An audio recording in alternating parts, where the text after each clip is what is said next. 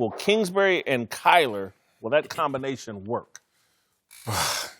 You know the answer to that. I mean, obviously, it's too early to tell, but I will give you some bullet points that we should emphasize. One, we need to all take a collective breath and remember, this was the worst team in football last year. Can we remember that? Arizona or the Raiders? Close. The worst team in football. That offensive line is porous, as they say. It's easy to get sacks on it. Boy, I come back, lose 10, and I can go get these against them boys. I mean, every game we've seen so far. Secondly, you talk about only 5 series of judgment. And we all laugh at the Pro Bowl when we see physically how guys give effort and it goes on the roller coaster. Let's talk about philosophy and let's talk about game plan in the preseason. When coach is telling you to try easy, and nothing is more difficult than going out there and trying easy. What does that mean? That means, look, we're trying physically, but you're going easy in terms of what the playbook looks like. We're very vanilla.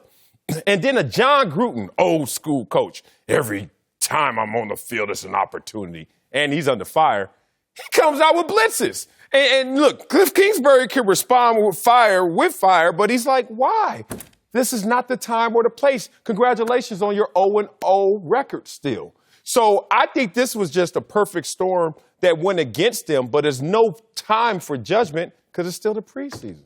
It's what you said. It's very early. If I'm going to answer the question, I'm going to say, yeah, the combination is going to work. I think Kyler Murray is he's that type of quarterback and that type of player where he's going to make it work. He's a winner. He's won at every level he's been at. The problem is, number one, they had the first pick for a reason. Offensive line is terrible. But if you say, name the top 40 receivers in the league, will you name any Arizona Cardinals? Larry Fitzgerald's still there. You would name him in the top 40 off of talent or off of name? Don't do that. Name and right. talent. And so he does, his best offensive weapon is David Johnson. They're being really vanilla. Like the first game, Kyler Murray had a pretty good game. It's the preseason. Nobody really game plans. Now, you game plan. There's no game planning. That's a lie. You game plan. You just don't really go in depth with it as much as you would. Now, another point is that Arizona Cardinals defense is terrible. They couldn't stop a nosebleed. The Raiders just went up and down the field. So if they're stopping the Raiders here and there, it doesn't look as bad. Vance Joseph needs to get that unit on board and say, oh, man, can we play a little better defense? Look, when I watched this, I knew the incoming was going to come, especially right after he called, Steve Keim, the general manager, called him a generational talent. Everyone is evaluating Kyler on everything that he does. But I believe last night's game was an indictment on Kliff Kingsbury. Kliff Kingsbury is the coach. When Kyler Murray is a rookie quarterback, his job is to go to the sideline and get answers from the coach. And it appears Kliff Kingsbury doesn't have answers. When they lined up and they mugged the gaps and did those double A-gap blitzes, and they're coming off the edges, at some point, Kliff Kingsbury has to change the protection. And if he doesn't have a couple of protections in his pocket, Kyler Murray is going to get hammered. And the indictment will be on Kliff Kingsbury and their air raid offense more so than the young quarterback. Well, and that's my narrative on this from word go. I didn't like the Kingsbury hire. I think it's irritated the coaching fraternity. Rex Ryan was on ESPN this morning celebrating what happened last night and praying that it happens over and over again.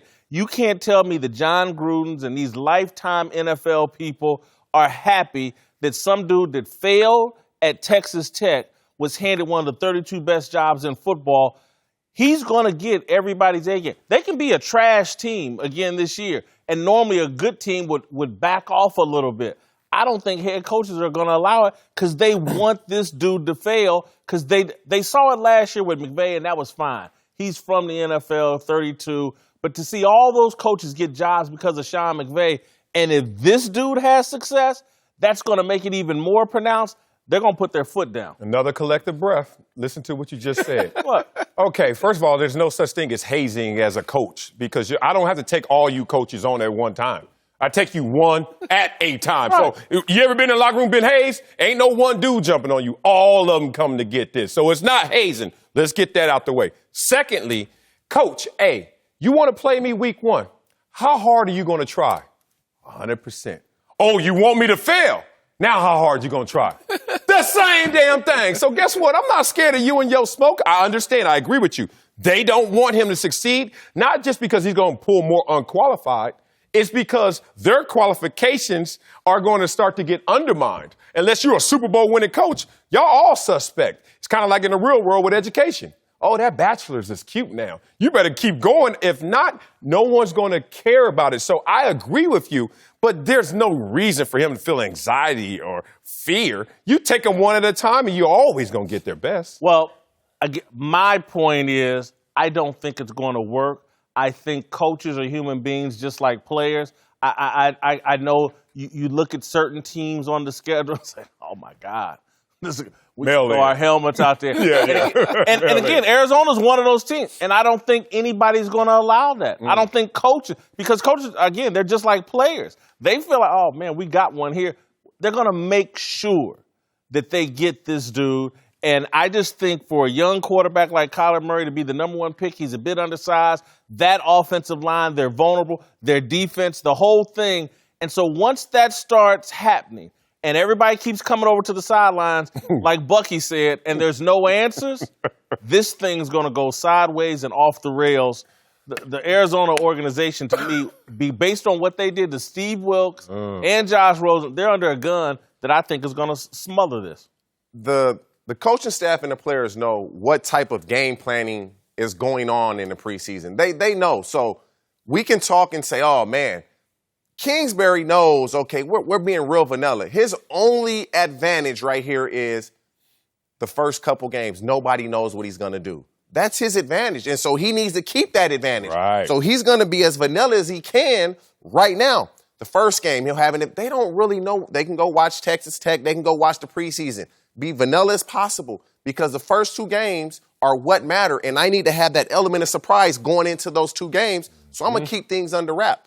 I hear you talking about keeping it under wraps, but at some point, if you got the number one overall pick, you got your number one quarterback, the guy that's going to be your starter, you would think you would like to protect him. You would think that you'd like to build up his confidence, especially as we're heading into the next week, which is week 3, which is viewed as the final dress rehearsal. If I'm going to start a rookie quarterback, I'm doing everything in my power to make sure that he enters the regular season confident and ready to go. You can't get him knocked around. And what we saw last night from the Raiders, they were bringing them dogs at him. Yeah. He didn't have any answers. But that's unfair. Like, I mean, we should be looking at Gruden like, you're doing way too much. I mean, it's dirty. He's a dirty pool. I mean, it's the same thing when the Cleveland Browns come out in no huddle. We alert them. We're going to run no huddle to start the game. Right. It's so very similar, like, oh, we're going to blitz you. It could be what you said. We're going to blitz you. Have an answer for this Mike Zimmer double A-gap blitz. Yeah.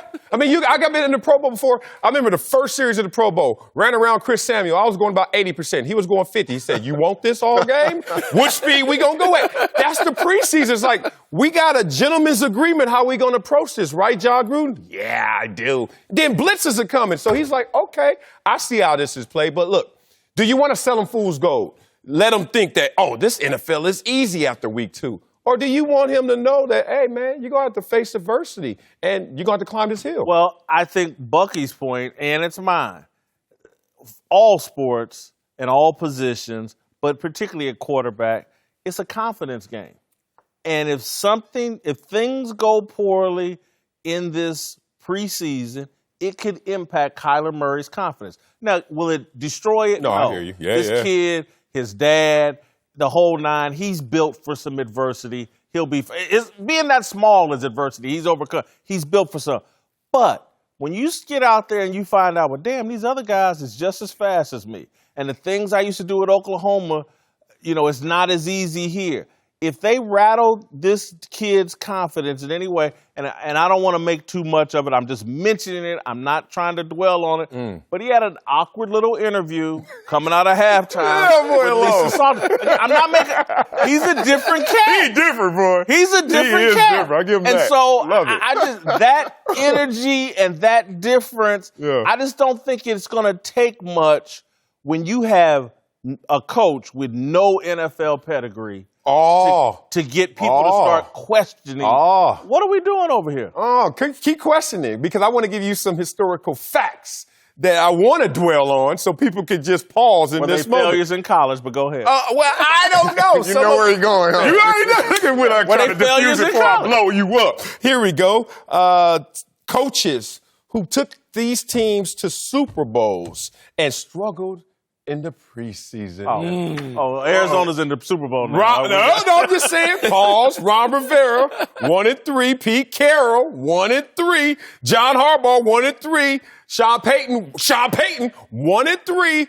When they first become a head coach and in the preseason. And I wonder what Jason Whitlock was saying on Speak for Yourself, probably with Colin back in the days, or when those moments were occurring. You just got to run them names again. Pete Carroll had been at the New York Jets. Sean Payton had been with the Cowboys. Had failures. Who else did you name?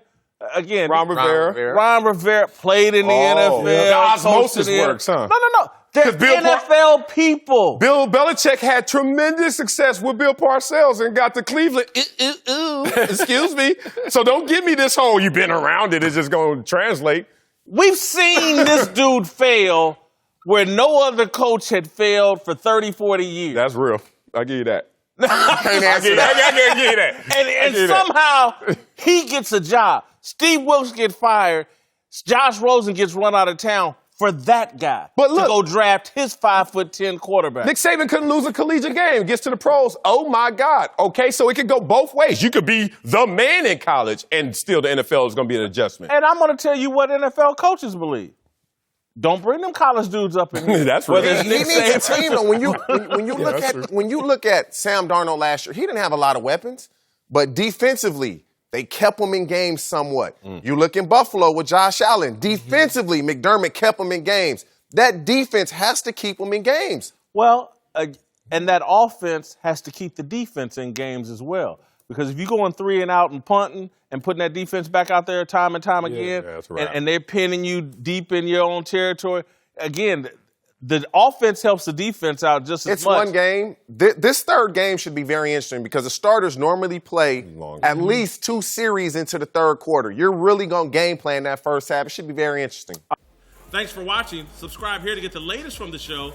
And be sure to check out more of the best clips from Speak for Yourself or go watch a few segments from our other shows on FS1.